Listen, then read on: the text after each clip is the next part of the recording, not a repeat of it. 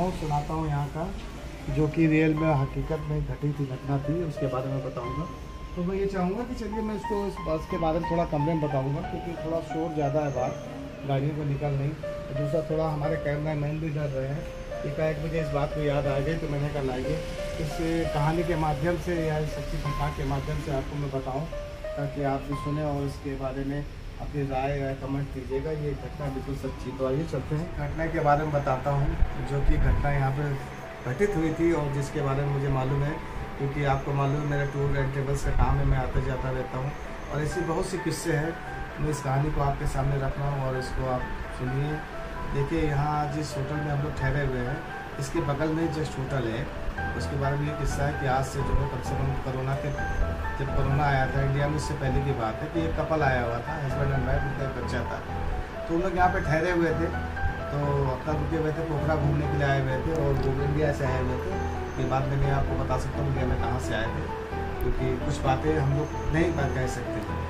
तो जब वो घूम रहे थे नाव में, यहाँ पे बोटिंग कर रहे थे, तो उनकी मिसेज के हाथ से उनका बच्चा जो है गिर गया, और जो गिरने के बाद जो है वो इस नदी में गिर गया, मतलब जो झील है इस पर गिर गया। और वो बच्चा जो गिरने के बाद, अब जब गिर गया तो मियाँ बीवी को तैरना आता नहीं था, बल्कि जो नाव चला रहा था वो भी कूदा उसको बचाने के लिए, लेकिन वो बचा नहीं पाया क्योंकि ये झील काफ़ी गहरी है।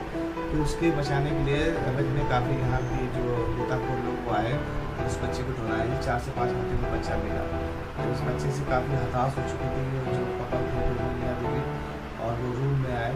और रूम में आने के बाद उनको जो है बच्चे को तो नहीं दिया गया, क्योंकि बच्चे को बोला गया था कि पोस्टमार्टम को अगले दिन मिलेगा। तो जैसी घटना घटी कि उनकी मिसेज ने भी इस होटल में जो रूम में, यहाँ जो बगल में होटल है मैं जहाँ बता रहा हूँ, उसमें उन्होंने भी सुसाइड कर लिया। तो सुसाइड कर लिया तो अगले दिन पुलिस आई और सब जाँच हुई, तो उनके हस्बैंड को भी काफ़ी तंग करा गया कि वो ले सकते कैसे क्या घटना हुई। तो उन्होंने सारी बातों को बताया और इस बात इसकी चर्चा यहाँ भी काफ़ी हुई थी, पोखरा में ऐसी बात नहीं है। तो उसके बाद ये हुआ कि आए गए 2-4 दिन के बाद, फिर दोनों हस्बैंड एंड मतलब उनकी वाइफ और उनके बच्चे की बॉडी उनको सपोर्ट कर दी गई। वो जब उनको लेकर जा रहे थे तो रास्ते में फिर उनके साथ ऐसी घटना घटी, या कहिए कि उनके पास कौन सी ऐसी विपदा आई हुई थी कि उनके हस्बैंड का भी एक्सीडेंट हो गया, वो भी ऑन स्पॉट खत्म हो गया। आई गई बात हुई, इंडिया में पहुँच चुके थे। वहाँ से तो जो भी उनके पास आई कार्ड था वहाँ से कलेक्ट किया गया, वहाँ से सारी कार्रवाई हो गई। और उससे इतना यहाँ पर दहशत फैल गया उस घटना से, उसकी चर्चा हुई इतनी कि आज भी यहाँ पे अगर आप जब बोटिंग करने आएंगे तो आपको 6 बजे के बाद आपको बोटिंग करना यहाँ मना है। 6 से, चाहे वो गर्मी हो, चाहे जाड़ा हो, चाहे बरसात हो, 6:30 से 6:30 लास्ट टाइम उसके बाद कोई भी।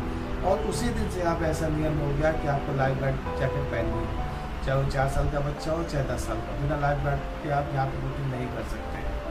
तो आज भी लोग बताते हैं कि झील पर जो रात का जो है 12-1 बजे का टाइम जो है, कभी कोई कहता है 3 बजे, कोई कहता है कोई 12 बजे, कोई कहता है सुबह 4 बजे बच्चे की रोने की आवाज़ आती है। आदमी सुनते हैं तो महसूस करते हैं, लेकिन वहाँ कोई नहीं जाता है। जब तक सवेरे उजाला नहीं हो जाता है यहाँ पे, तब तक बोटिंग का काम, मतलब आप बोटिंग नहीं कर सकते हो, चाहे 6:30 बजे या 7 बजे, तभी यहाँ पे बोटिंग होती है। और काफ़ी तब से सिक्योरिटी का काफ़ी प्रबंध करा है, मतलब इस तरह से कि हर एक गाँव में जो भी लाइफ जैकेट रहती है, बिना से कुछ भी नहीं होता। तो बस यही घटना है, उस वजह से यह होटल भी काफ़ी बदनाम हुआ। लेकिन आया गया, फिर होटल को फिर से चालू किया गया है। उस होटल का नाम मैं नहीं बताऊँगा, क्योंकि चीज़ें का जो हम लोग नहीं कह सकते, क्योंकि टूरिस्ट प्लेस लोग आते हैं। तो ये घटना मुझे मालूम हुई, एकाएक मुझे एक बात को याद आया। हम लोग रूम में बैठे तो हमने कहा लाइए इस बात मतलब घटना को भी हम यूट्यूब के माध्यम से आपको शेयर करें, बताएं।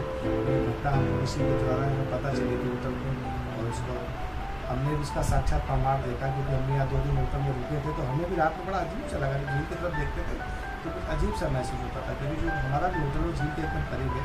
जो भी मैं आपको शॉर्ट में डालूँगा, आप देखिएगा कितनी भयानक लगती है रात में झील। चारों तरफ से अंधेरा है, बीच में लाइटें हैं, एकदम कोई रोशनी नहीं है। जो वहाँ लाइटें लगी वही बंद कर दी जाती है। तो मैं यही कहूँगा कि अगर आप कभी आते हैं घूमने के लिए, तो ऐसा काम मत कीजिए जो मतलब जो आपकी लाइफ से ज़्यादा आपकी लाइफ में तो आप शेप हो। आइए घूमने जाइए, बस नहीं। अगर ये कहानी आपको हमारी पसंद आएगी, ये जो घटना सच्ची है, तो मेरे पास और भी सच्ची घटनाएँ हैं जो कि मैं जाता हूँ, लोग मुझे बताते हैं, चाहे देहरादून हो, चाहे काठमांडू हो, चाहे पोखरा हो। बहुत सीरियस घटना है मेरी, बिल्कुल उसके संबंध में काम वो करता हूँ, लोगों को लेकर जाता हूँ, तो कहीं ना कहीं घटनाएँ घटती हैं, शेयर करता हूँ। पहली बार ये मेरा आइडिया आया कि ये बात को मैं आपसे शेयर करूँ, तो मैंने बताया। ठीक है सर, तो मैं अपने इस ब्लॉग को ये एंड करता हूँ।